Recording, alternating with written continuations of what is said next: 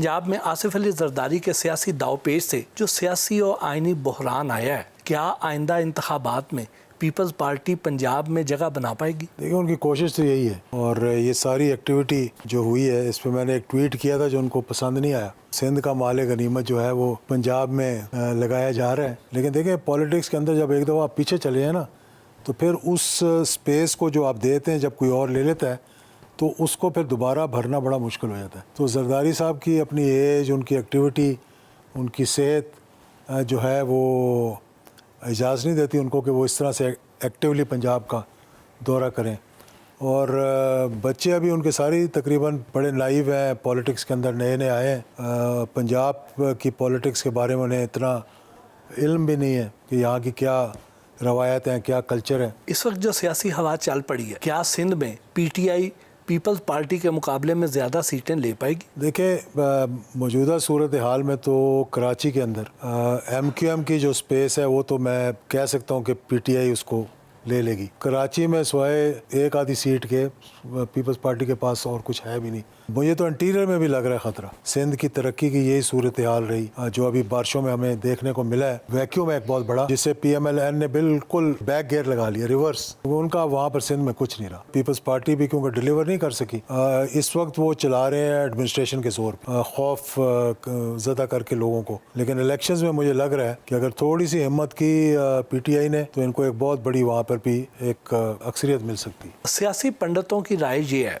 आसिफ अली जरदारी की एस्टेब्लिशमेंट के साथ डील हो चुकी है, आपका क्या ख्याल है? आर्जी तौर पे तो आप कह सकते हैं, लेकिन मुस्तकबिल तौर पे मैं उस पर यकीन नहीं रखता। मैं समझता हूँ कि पॉलिटिक्स और पॉलिटिशियन को चाहिए कि अपने पैरों पे खड़ा हो। जब वो बैसाखियों का सहारा लेगा, ज़्यादातर अब मुँह के बल ही गिरते हैं। क्या आप बिलावल भुट्टो जरदारी को मुस्तकबिल में वज़ीर आज़म की हैसियत से देखते हैं? पाकिस्तान में किसी चीज़ की बईद नहीं कर सकते आप, किसी चीज़ से भी। एक ज़माना था, मैं नाम नहीं लूँगा कि दुनिया में नहीं रहे, मैंने कहा अगर ये कभी सुनने में आया कि भाई ये फ़लाँ जगह पे आ जाएगा, मैं कहा मैं मुल्क छोड़ के चला जाऊँगा। कुछ अरसे बाद मैंने तो मुल्क छोड़ा नहीं, लेकिन वो साहब वहाँ पर पहुँच गए जहाँ उन्होंने। तो पाकिस्तान में कुछ नहीं कह सकते कौन कहाँ किस वक्त क्या हो जाएगा। क्या हम मुस्तकबिल में कभी उम्मीद कर सकते हैं आपका और मुस्लिम लीग नवाज़ का आपस में कोई अलाइंस बन जाएगा? मैं ना भी नहीं कह सकता, हाँ भी नहीं कह सकता। पाकिस्तान की सियासत में मैं उस दिन मैंने कहा था यहाँ कुछ भी हो सकता है जिस दिन चौधरी शुजात ने और परवेज़ इलाही ने आसिफ जरदारी से हाथ मिलाकर नायब वज़ीर आज़म बन गए थे। तो ऐसा धचका उनको नहीं लगा होगा जैसे मुझे लगा था। मैंने कहा अगर ये हो सकता है तो कुछ भी हो सकता है। सुनने में आ रहा है कि नवाज शरीफ ने पार्टी की कमान मरियम नवाज शरीफ को सौंप दी है, क्या उन्हें शहबाज शरीफ पर एतमाद नहीं है? देखिए, शुरू से ही मामलात इस किस्म के रहे हैं। जो ट्रबल शूटिंग हुआ करती थी इस्टेब्लिशमेंट के साथ, शुरू से वो शहबाज शरीफ और चौधरी निसार साहब किया करते थे। यानी तासुर सियासी तौर पे ये था कि नवाज शरीफ बिगाड़ते हैं और ये ठीक करते हैं। लेकिन 3 मरतबा जब ये वज़ीर आज़म थे तो ये कहा गया कि इनको हटा दिया जाए और शहबाज शरीफ साहब आ जाएं। तो वो मेरे ख्याल में जो ट्रस्ट डेफिसिट पैदा हुआ ना, उस वजह से वो अब बच्चों की वजह से डिवाइड बढ़ गया है। देखें, चौधरी परवेज़ इलाही और चौधरी शुजात, यानी आपस में हम कभी सोच ही नहीं सकते थे कि ये आपस में इस किस्म की बॉन्डिंग जो है ख़त्म हो सकती है। लेकिन हमारे नहीं सुनने में आ रहा है कि बच्चों की वजह से यहाँ तक पहुँच गए वो भी। आपके और मियाँ नवाज शरीफ के ताल्लुकात आजकल कैसे हैं? मेरी काफ़ी अरसे से बातचीत नहीं हुई। जब तक उनकी पिछली हुकूमत थी तो बड़ी कुर्बत थी, धरने के दौरान बड़ी कुर्बत थी, रोज़ाना तकरीबन मुलाकातें भी होती थी। लेकिन फिर कुछ उनकी तरफ से कुछ मेरी तरफ से जब वादा खिलाफ़ी हुई उनकी तरफ से तो फिर दूरियां भी पैदा होनी शुरू हो गई। अब हाल में कोई, मेरा ख्याल में जब से वो लंदन गए, मेरा कोई रब्ता नहीं। क्या उन्होंने कभी कोशिश नहीं की कि जैसे आप इमरान खान के और एस्टेब्लिशमेंट के दरमियान एक मसालियतकार का किरदार अदा कर रहे थे, तो उनके लिए भी ये किरदार अदा कर दें? देखें, ये अच्छा परसेप्शन है। तो एक तो ये तासुर अल्हम्दुलिल्लाह, और दूसरा ये तासुर कि मैं शायद कोई एस्टेब्लिशमेंट का ख़ास आदमी हूँ। तो अच्छी परसेप्शन हो तो उसे चुप करके रखना चाहिए बजाय इसके कि बता दें कि क्या कर रहे हैं क्या नहीं कर रहे। नवाज शरीफ को मौजूदा सियासी और आइनी बहरान के तनाज़ुर में क्या मशवरा देना चाहेंगे? उनको तो मैं सिर्फ एक ही मशवरा दूंगा कि वापस आएँ पाकिस्तान, और अगर सियासत करनी है यहाँ पे तो यहाँ आकर सियासत करें। सियासतदान को डरना नहीं चाहिए। आसिफ जरदारी 11 साल या 9 साल या 7 साल रहा जेल में। बड़े सियासतदान जेलों में रहे, लेकिन बाद में कई दफ़ा भाग भी गए बढ़ के मार के। लेकिन नवाज शरीफ को वापस आना चाहिए पाकिस्तान। मरियम नवाज़ ने कहा कि नवाज शरीफ की वापसी और गिरफ्तारी ना करने की गारंटी दी गई है। आपके ख्याल में ये गारंटी किसने दी होगी? اس پہ کچھ تبصرہ تو نہیں کیا جا سکتا. اگر گارنٹی ہوتی تو پھر وہ واپس آ جاتے. تو ابھی تک تو مجھے نہیں نظر آ رہا کہ کوئی گارنٹی ہے. اب تو خیر ویسے ہی خطرہ ہو گیا کہ پنجاب چلا گیا ان سے, تو اب مجھے زیادہ مشکل نظر آ رہا ہے, لیکن ہمت کرنی چاہیے. عمران خان کی حکومت کی مہنگائی کا ملبہ مسلم لیگ نون پر گرا ہے. اب نواز شریف کہہ رہے ہیں کہ جلد بازی میں حکومت لی, تو اس کا فائدہ کس کو ہوا پھر؟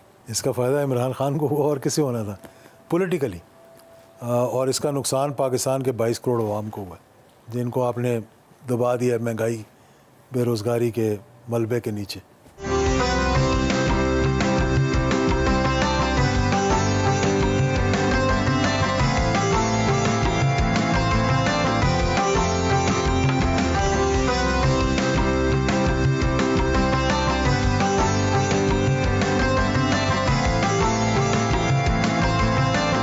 فیصل مسجد کے پہلو میں واقع والد ضیاء الحق شہید کے مزار پر فاتحہ خوانی کے لیے آئے.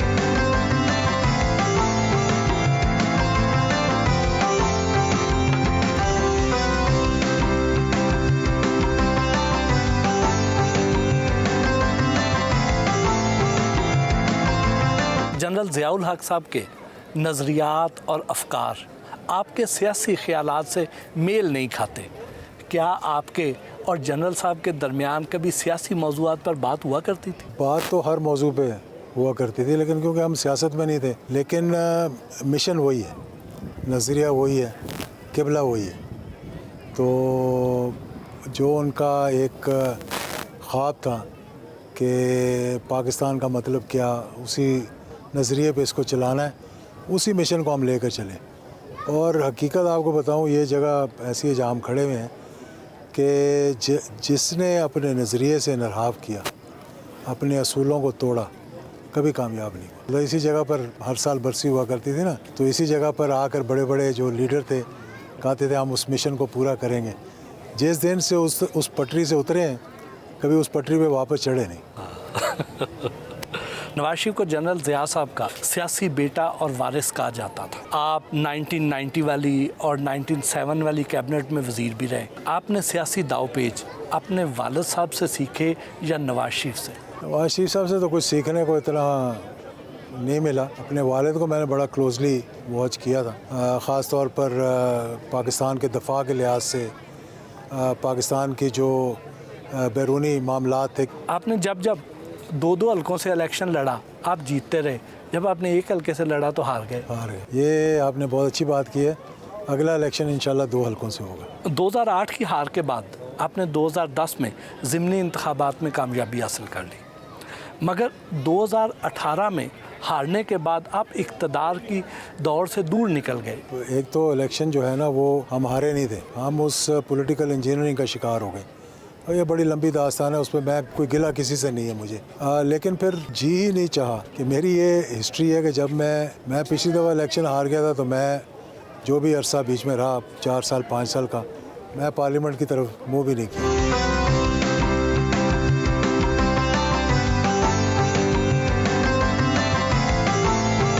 اعجاز الحق سے ہلکی پھلکی گپ شپ بھی ہوئی.